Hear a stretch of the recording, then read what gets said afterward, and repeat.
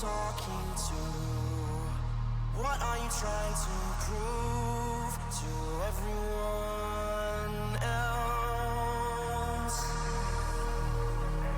Who is superior? How is your vision clearer than anyone else? Your head's in the sky, in flight, but you will crash and burn. But you will crash it!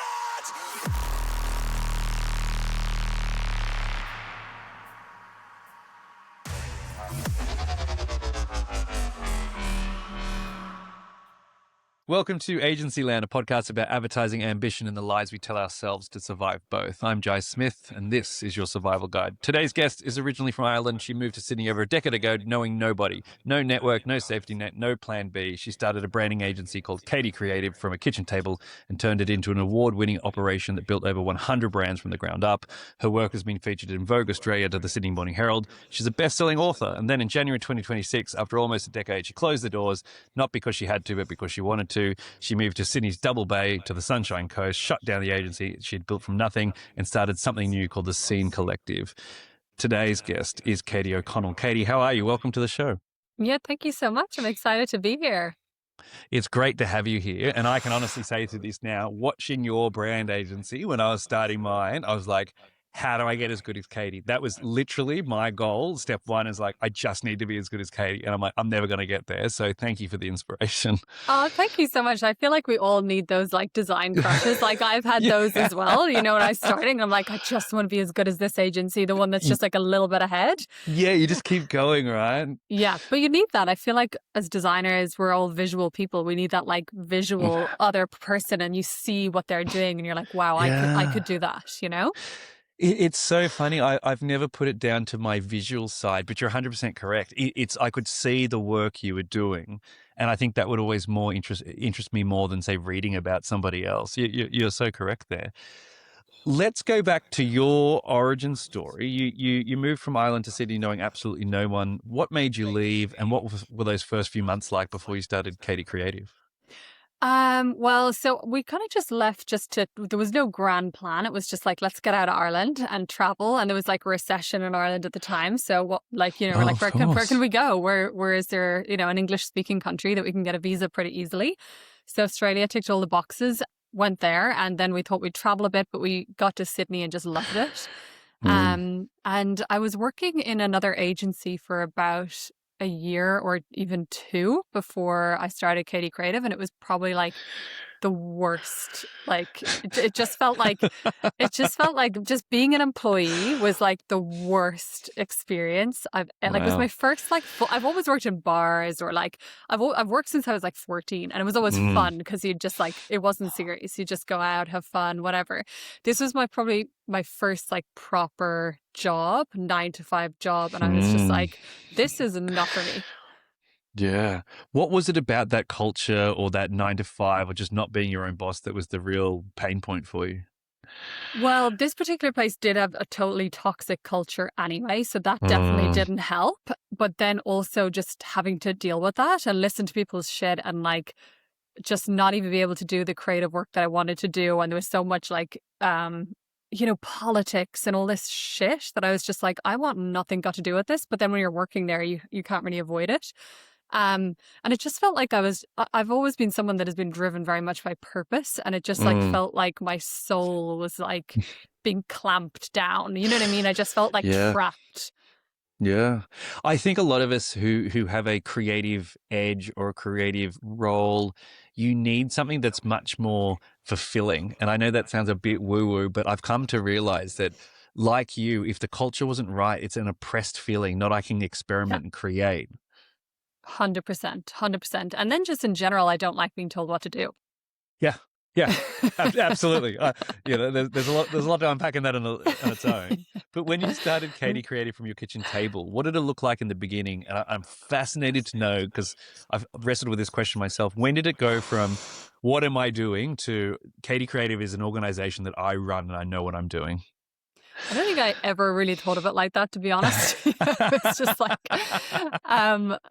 it all just kind of felt like made up the whole time. But I don't. It was really random. So I was like freelancing on the side while I was in this job, and then I actually got kind of deported pretty much from Australia. So because I wanted to leave this job, and it was like really toxic culture, as I was saying, I was like, I got to get out of here. But they were sponsoring me, and they were like holding that over my head, like holding me hostage with the Wow. visa. So I was like, shit, I can't leave. And then eventually, I was like, I don't care. I'm just going to leave. We'll figure out another way of doing it. So we left. Well, I left, and then anyway, I got essentially the employer reported me to immigration, and because we thought we thought we'd get away with it, and we got a week to pack up our bags, rent out our apartment, didn't know if we'd ever be allowed back in the country again. And we were like, shit, what are we going to do? Like, we had a semi farewell party. Like, we may never see you again. We may be back next month. I don't know, but let's go for a drink.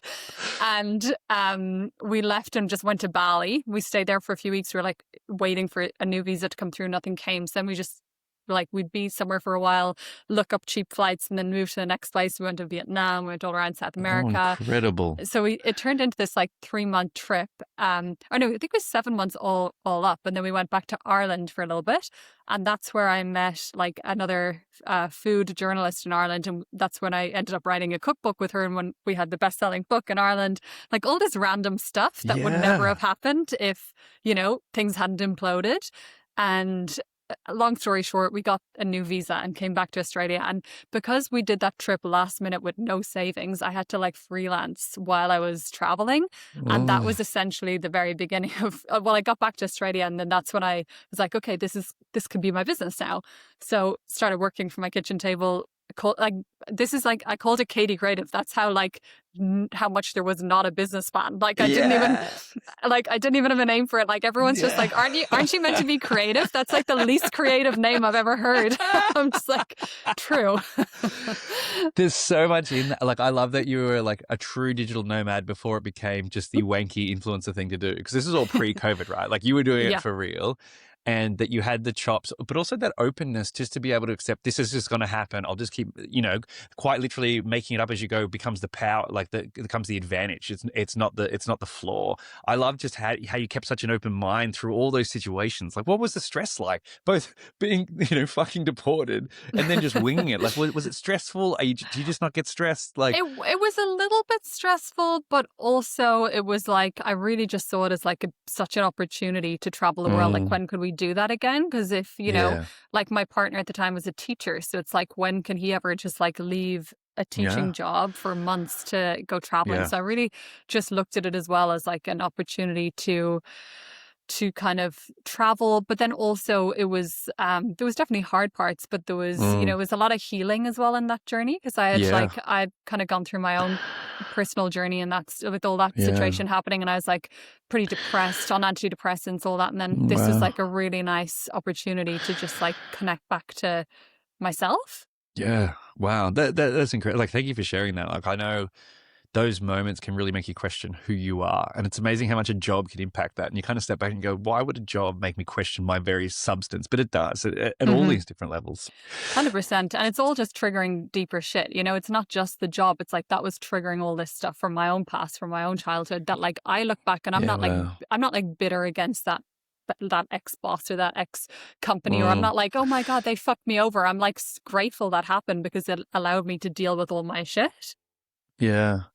You went from kind of being displaced, kind of like being in the ocean of yourself. Like, I love the idea of Kady Creative just happened because you just needed a name. Like, I was always curious. I'm like, you've got such a unique name, for us in Australia anyway, that I always thought, I'm like, play to your uniqueness. I thought it was this great branding decision because you've built over 100 brands. What did building that many brands teach you about actually what matters on the branding side, and like, what do most people get wrong?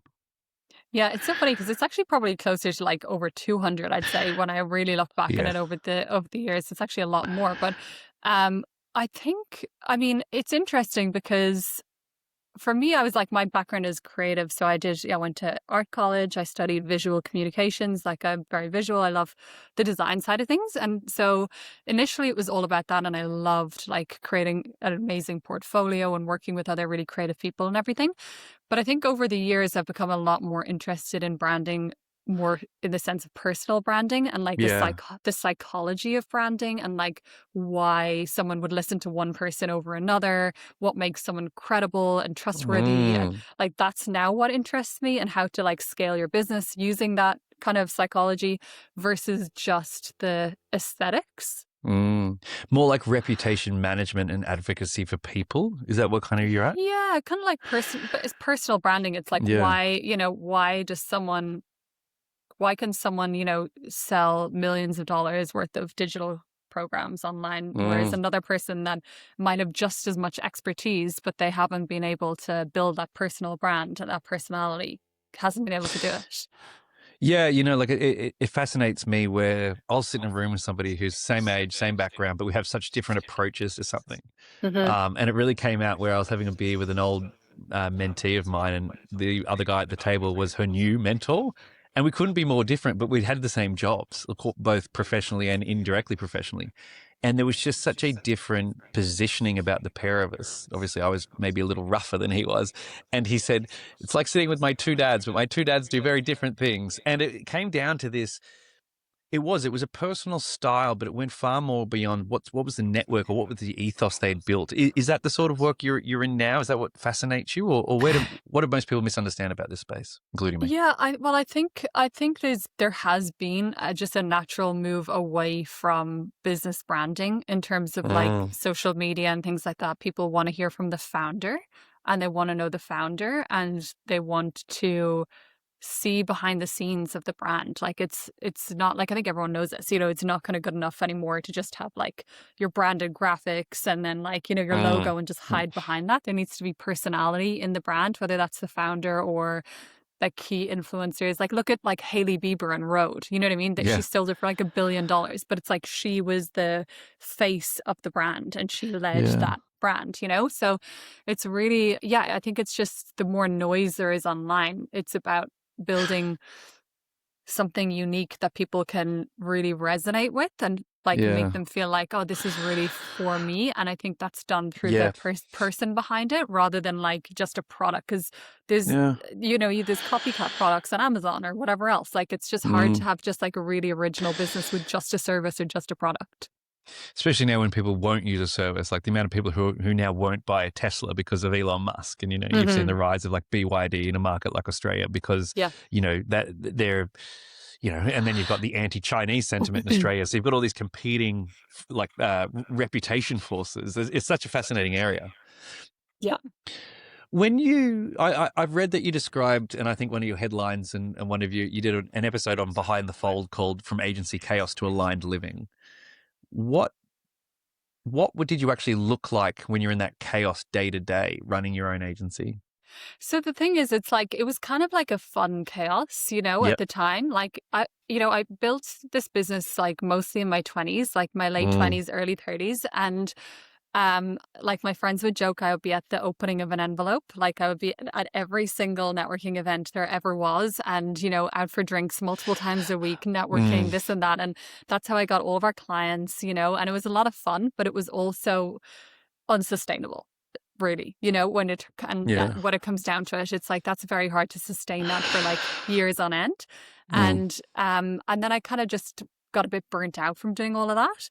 And what I found is that, like now looking back, it's like you kind of just run your business based on your subconscious patterns, and I think I grew up in like a very chaotic kind of a household, and I just was always recreating that chaos. And I had a lot of like reactivity. Like if something happened, I'd react straight away in the moment, and like everything was like reactive. And like, it was just like, in a way that was like this, for me, in a way, it was like this dopamine as well. When you're just like react. It's like dopamine. I was it's like, very validating. I was just like high as a kite on dopamine and like but I was couldn't switch off. And it was like boom, boom, boom, boom, boom, like wired. And like, again, it was fun, but it was just totally unsustainable. And And also I was totally wrapping my self-worth, everything else in your business. And Yeah. where that becomes a problem is then when someone doesn't like something, or, you know, there is something going wrong, which there always is. Like agency land is built on people. You've got clients that you're managing, you've got team members that you're managing. Like every problem that you're ever going to have will have a first and last name. So, you know, you're I really like that. It's so true. That's why I'm like loving AI. Yeah. But, you know, so you're managing all of that. And no matter if you're a saint, if you're Jesus Christ, like there's still going to be like conflict, you know what I mean? And so if you're then taking that, if like all of your self-worth is wrapped up in all of that, then that can be very, you know, unsustainable as well, where like anything that's happening is like a reflection on you, and then you feel shit about yourself, and then like you're taking it to mean XYZ, you know? So I think in that way it wasn't very balanced at all, like looking back. And yeah, I just I feel like I've just slowly had to like unplug from that and like slow down a bit from that like quick win and that dopamine of like just being on all the time. I've done, I don't think I've recorded maybe 15, probably nearly 20 episodes now. No one has put it so succinctly of what I've experienced, but that idea of that you're chasing dopamine and it is a happy chaos. You don't realize how addictive it is. You don't really know what else you might do.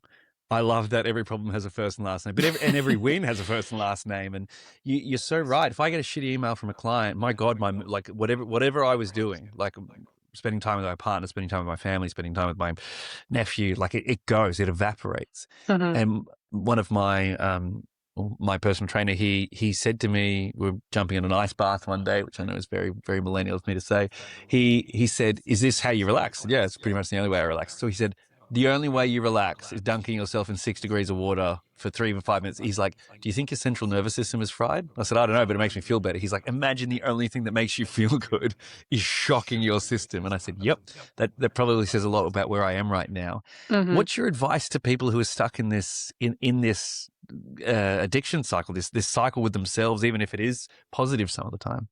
I think it's just like having it's good that you have the awareness that you are in that addiction cycle. Because I think at the time I probably wasn't even like super aware of how much that was just this addiction cycle. And I just thought that was just me and how I was. Yeah. But, you know, but it's not really you and who you are. It's kind of like you running from feeling or processing or being with yourself, you know? Yeah. And so it's painful to unplug, and it takes a bit of time. It's not like this thing you can just do overnight.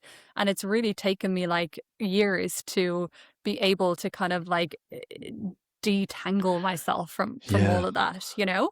And for me, what really helped was actually moving. So moving to Noosa, which is such a quiet, slow place. So having being in an environment that like is conducive to that, because you literally are an addict. So you know, you need to actually put yourself into like a situation like you in the ice bath. You're in an ice bath. You can't get to your phone. You can't get to your laptop, you know? You need to actually like, you know, have a bit of structure where you are like treating yourself as a child almost. And you're like, I am banning my phone from myself on a Sunday, for example, and just being in nature. And like, you will resist it and you will hate it so much, but then it starts to slowly get easier, and then you start to see the benefits of it, because you know that's not really you, and you're not really clearly making proactive decisions in your life if you're just in this like reactivity all the time, and your nervous system is on this like high alert all the time. No, I couldn't agree with you more, and I think that introducing structure is such an important part of it. And you know, I think I've even tricked myself into thinking I have a structure down, because you know, I go to the gym, I still drink pretty hard, but it's, you know, Friday, Saturday. But then I realize that I'm just going to the gym instead of drinking. Like I'm still not letting myself to be present, you know. I wasn't happy with my gym, so I went and found a more intense one, you know, that was shorter and more intense. I'm like, what am I doing? Yeah. In 2026, when you closed Kady Creative, or was it 2025? I've got 26 written here, but so it was kind of like I kind of did it in like the worst way possible. So don't anyone take any of my like advice on this, because realistically, like I should have sold it when it was like at its height, but I didn't really have the presence of mind to do that, because like I had 2 kids really close together, and so that like completely fundamentally changed me on every level, which I wasn't expecting. But then, yeah, of course. so it's like I had actually just acquired another agency, and then I got pregnant right after that, which I hadn't really necessarily been planning. And so then I had just literally acquired an agency, brought in more team, more high paid team, etc. And then like went on maternity leave. So that then changed a lot of things. And then I kind of realized I didn't want this big crazy team and started consolidating and scaling back. Yeah. And then I moved to Noosa and had my second. And then that's when I realized I don't even want this business at all. Yeah. And that's when I pivoted into like online business, digital programs, digital offerings, I etc. remember that. And that's when I kind of closed Kady Creative officially then. But it was kind of like it between that, there was like a good year and a half of like consolidating and scaling down, because I wasn't sure that I didn't want it anymore. I was like, oh, maybe I just want a scaled down version. And then I realized I didn't actually want it. So in hindsight, I probably should have sold it. But anyway, you live and you learn. When you did it, or when you were slowly doing it, what was the feeling? Give us a sense of where your emotions were at. Well, to be completely honest, I felt like a complete failure. I was just like, oh my God, like I can't even make this work. Like I was putting all this pressure on myself. Like I was just like really beating myself up for that. And I was very like conflicted. Like it was quite painful, just because as I said, like so much of my identity was like wrapped up in this business. And so then slowing down, there was so much feelings of like, I wasn't worthy unless I was like working and achieving. But then I had these 2 kids under 2, that were like needing me. And I found it really hard to get childcare and things like that. And I just found it like, I felt like no matter what I was doing, I couldn't win. I felt like I was failing at being a mom, failing at being a business owner. And I just felt like I couldn't win at anything, because it's like I needed to be with them, but then I would be with them and I'd be like, feeling like it was quite overwhelming as well. Like 2 kids under 2 is like fucked. And I was just like using work for escapism, just trying to like, I was like, what the hell? Like, what is going on? Yeah. And then I was like running from the kids, then running from the business. And I was just like all over the place. And so it just took time to really like, I guess, be present and just be able to sit in discomfort. Whether that was the sitting in discomfort of being with the kids and feeling like I'm not achieving anything today because I'm with my kids and I'm not getting all the dopamine that I'm used to getting because I'm with my kids, and it's just slow and peaceful. But I'm like, no dopamine, I'm not getting any reward. And so there was so much discomfort in that for me. Yeah. What a conflict, like being with your kids and then having that. Sorry, I cut you off there. Yeah, no, but it's a real conflict, and it's a real like, and then like, and then I was not getting back to people on time and emails, whatever, because I was with the kids, and I was just like getting so resentful of the business because I was like, I don't fucking care about like, like people want everything yesterday, as and I'm just like, I'm not buying into your timeline because you didn't get your fucking shit organized. Like I just got really like annoyed and resentful of like annoying people that had crazy expectations, and I was like, I don't actually want this type of business model anymore, know?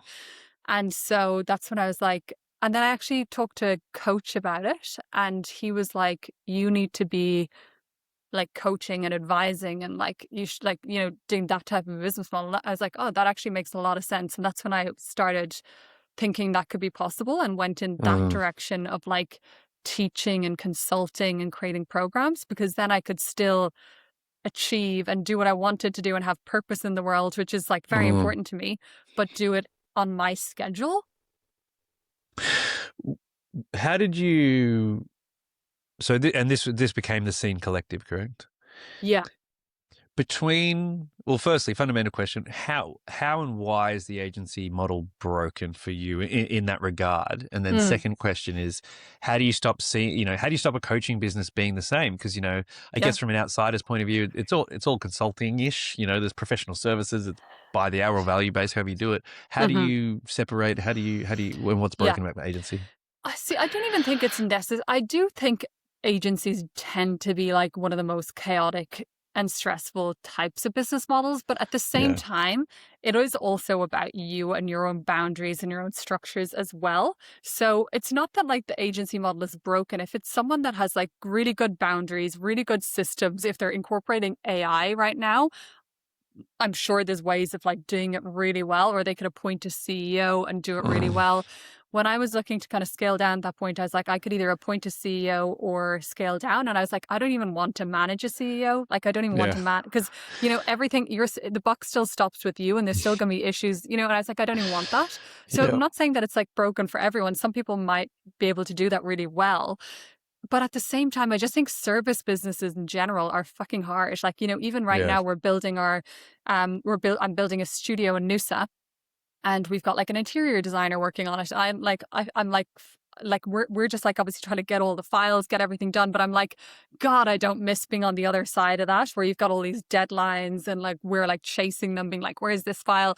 Like, I'm just like, I just don't want that kind of model where anyone is chasing me for anything, you know? Yeah. So that's why I just think everyone, there's no right or wrong business model, but you just have to be so intentional about like realistically, what can you do? Like, can you get back to people every day? Can you get back to people every week? What is the time that you want to put into the business? Like, what feels good for you? Even like energetically, like I prefer to work in bursts of energy. Like I'm very bad at like this sustained day-to-day business as usual. Like that bores me so much. So it's like, how can I create something that works with my energy, not against it? Yeah. Yeah. No, I think, and again, like that really resonates with me, that idea of, like even when I play a game of football, I will definitely work better in sprints than I will in, you know, like the sustained prolonging. And, you know, it's definitely, it's an energy thing. It's a mindset thing. It's a creative thing. It's like, you can't just make stuff forever. You need to make the thing, finish it, sign it off, close the book and walk away. Exactly. And a lot of business owners are ADHD, me included, where I love starting things and changing things, you know, and it's like, so, you know, there's a bit of a balance there. You need to like find something that like is going to continue to excite you, and that you can, you know, that you can give it the sustained growth it needs, but find ways that you can make it exciting. And so, I think that's just, you have to really be very intentional and considered when you're choosing all of that. How are you being intentional about your aligned living now? And like, how does that work practically and you know, beyond just the concept? So for now, what I'm doing is I've got only 2 offerings at the moment, which is amazing for me. I've got a mastermind, which is just, I love it so much. Like I've got the most incredible women in my mastermind. We've got like 1 to 2 calls a month. Every quarter we do an in-person day together, strategy session, and then we're in a WhatsApp community together so they can get support from me. So what that is, in my opinion, is like a win-win offer. And that's what I tell my clients they need to find as well, where it's like a win for you. Because for me, I've got 1 day a month that I've got scheduled calls, maybe 2. And then I can get back to them at any time of the day on WhatsApp, obviously. And then this whole like burst of energy thing is like once a quarter, I get this burst of energy to this in-person event. And it's like, I love that. You know, I love being in person. I love coming up with the ideas for the agenda and stuff. But then it's a win for them because they still get really supported. Like they get to check in and get me to review things and check in on WhatsApp. They get the call. So they still get a lot of support, and then I still get to do it on my terms. And that is just like a win-win for me, you know? So I think finding something that that feels really aligned for me now, because then I'm with the kids a lot as well. I can work on my own schedule. Like last week, for example, both my kids were really sick and I had to move everything around, and that was like pretty easy to do because I don't have that much booked in my calendar. When you think about like the feeling you have day to day, what's the feeling you have? Because I think you and I are similar in that idea of like, I would love to run away to the country. I would love to. But then I've got this other part of me, which is, but if I'm not in person, who's getting the full value of me? Same thing of that quarterly event. Like I hate doing this remotely, but it's just easier now for everyone. But if I go and meet someone, I'm like, I don't want a phone call. I just want to go meet you, see you in person, like be all of me. And then I can really get a better sense of them. Like I'm better at reading, listening, engaging with somebody. Like what's the feeling you have day to day now in your own business? I mean, I feel like it's an ongoing thing that you have to like work on, you know, because I still do have the different parts of me. Like one part, you know, like I'll be with my kids all day, for example, and we'll go to the beach and it'll be so beautiful and I'm so happy that I can be with them. But there's another part of me that like after 3 or 4 hours, I'm like, I am so over this, you know, like I am done, you know, but that's why I think it's so good to try and like really just be honest with how you are and try and work with that. So like, for example, at one point I had the kids in daycare like 3 days a week, and then I would work 3 days a week. And then I realized that doesn't work for me because the kids actually hated going in for 3 full days. And then I'm too ADD to like focus for a full day, you know? And then, so actually it works way better for me to have like 2 or 3 hours I can work a day and then a couple hours with my kids each day. Yeah. So like really just accepting that like that's the way my energy works. I don't care if it's not the most productive way of doing things. I don't care if it doesn't really make sense, or, you know, not buying into like what you should do, or like letting mom guilt like get in the way, or, you know, just being like really honest about like what works with you. But then on the flip side of that, I think is like trying to stick to that as well. Because also obviously ADHD, we want to change everything all the time. Like next week it's a different schedule. So really just trying to be a bit more kind to myself. And I think I've seen like by me following my every impulse, I've actually like just now at this point seen how also there's a lot of pain with that too, because I get in situations and I'm like, why did I fucking do this? So I've got more awareness of like, okay, I don't need to follow every single impulse that I get. Like I can sit with things and But it's amazing, you know, like if we think about the start of this conversation, your impulses got you so far. Like they're like, you know, they let you travel the world. Like, I know. I'm just like, no, your impulses are great. Like, but I get it. You've got more people you got more people in your orbit. Like you're, you know, not even your orbit, on your fucking planet. Whereas, you know, I think I'm just as guilty of that, where I'm like, this is my, you know, this is my fucking show. You're just in it, and I'm just going to go. And I think running the agency, having people who depend on you is probably a strange way to put it, but need you to be a certain way and need structure. And yes, everyone in our design team is obviously very, very creative, but they're a different type of creative than me. You know, they want structure. They like routine. You know, too many changes, and they'll look at me with big eyes, like, "What's going on? What are you doing? What have you done now?" What would be your advice for somebody who is running an agency? It's really successful on paper, but they're starting to feel that tug, or they're starting to feel that resentment. I think you capsulated that so well. Like you just hate that next client. They're paying you money, and you probably really wanted to win them. Now they email you once. And like they might be really well intentioned. You look at it, you go, I hate you, and I want you to stop and never email me again. Like what's your advice to somebody who's starting to feel that tug? So here's the thing. So like about a year ago, I helped like a really big creator help like get 3 times bigger online. I put so much energy into working on her account. We actually became quite good friends in the process. I thought we were good friends. You know, I helped her really scale her business, and then out of the blue, she dropped me. She sent a formal email, didn't even say it like in a text, sent a formal email, like, and when I said it to her, she was just like, oh, it's just business, it's not personal. And that was such a good lesson to me, to just be like, you know what, like at the end of the day, she was a client, and I thought we were kind of friends, but like at the end of the day, are we going to look back on our deathbed and be like, oh my God, I can't believe I made a change for this client. Oh my God, I can't believe I upset this team member. No, like at the end of the day, we're going to want to have look back and just be like, I had a great life. I did what I wanted to do. So I think it's important to really get that perspective of like, sometimes we get so sucked into the present where we're like, oh, I could never drop that client. Oh my God, I could never. I hired this team person to do social. I can't just change their job now to be an AI consultant, even though the whole fucking landscape is changing. I can't do that. I'm the employer. But it's like, who fucking cares? It's your business. It's your life. Do whatever you've got to do. And looking back, I was probably too accommodating to like clients and team. Whereas like now I feel like you just gotta like, yes, of course, be kind, be respectful and all that. But you got to do what's right for you and what's right for your business, you know, and you don't need to apologize for that. I love that. I think that permission, that it is a kindness, but it's also just standing up for yourself. You know, I speak to a lot of agency owners whose employees are kind of like holding them ransom. And like, I'm like, what do you mean they won't come in? They're like, oh, they won't come in. I'm like, just make them come to the office. You're paying the rent. Just make them come to the office. Like, oh no, we can't. And I'm like, really? Are you sure? Like, is that who you want working for you? Someone who doesn't see the value in coming together and connecting around creative things because that's what you're doing. And I said, I know working from home is great, but like, if you don't want to do it that way, just don't do it that way. So I think more people need to listen to that, regardless of what business they run, because there is a sacrifice, there is a cost. And a lot of this podcast is getting down to that of like agency land, running a business, it does have a cost. It has a toll. And I think a lot of founders, to your point, probably don't realize the one they've paid or the one they've earned, you know, like the respect and the kind of credibility they've earned around them. So that's a wonderful sentiment. So thank you for that.